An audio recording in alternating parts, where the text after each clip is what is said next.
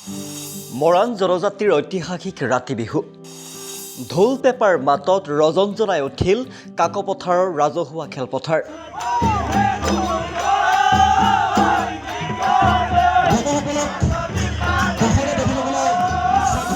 চালে চকুৰোৱা দীপলিপ গাভৰুৰ ৰাতি বিহু নাচ। এই ৰাতি বিহু মৰাণসকলৰ জাতীয় পৰিচয় আৰু সাংস্কৃতিক পৰিক্ৰমাৰ নিভাঁজ বাহক। এদৃশ্যলৈ মন কৰক।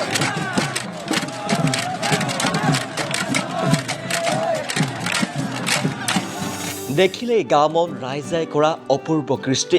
বসন্তৰ আগমনৰ লগে লগে প্ৰকৃতিৰ কোলাত প্ৰাণ পাই উঠা হেঁপাহৰ বহাগক সেউজীয়া কৰি ৰাখিবলৈ মৰাণ জনজাতি লোকসকলে উদযাপন কৰে ঐতিহাসিক ৰাতি বিহু। কাকপথাৰৰ ৰাজহুৱা খেলপথাৰত মৰাণসকলে উদযাপন কৰিছে এই ৰাতি বিহু। আলহী ডেকাৰ চাকচনি মাৰিৰ কোবৰ ভাজে ভাজে কঁকাল ভাঙি নাছিলে শ শ মৰাণ গাভৰুৱে।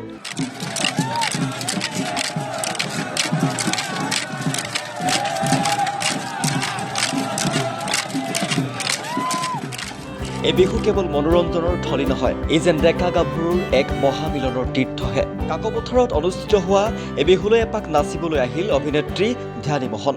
ৰাতি বিহুৰ আনন্দত আপ্লুত হৈ ধ্যানী মোহনে ক'লে, অসমবাসী ৰাইজক মৰাণ বিহুৰ হাতৰ ওলগ জনাইছোঁ।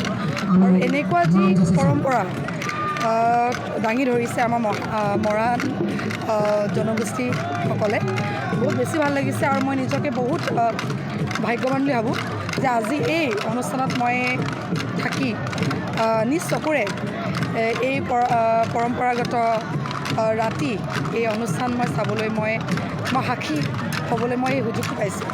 বহুত ভাল লাগিছে। আৰু অনাগত দিনলৈও ভৱিষ্যতলৈও যাতে এনেকৈয়ে অনুষ্ঠান আপোনালোকসকলে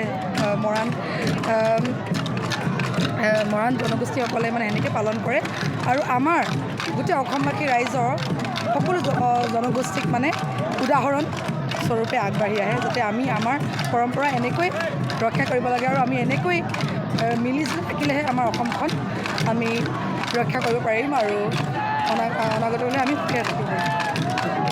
সঁচাকৈ চহকী আমাৰ এই কৃষ্টি সংস্কৃতি। বাৰে ৰহণীয়া কৃষ্টি সংস্কৃতিৰ মিলনভূমি এইখন অসম। কাকপথাৰৰ পৰা ৰাজকুমাৰ শৰ্মাৰ সহযোগত জয়ন্ত মৰাণৰ ৰিপৰ্ট টাইম 8।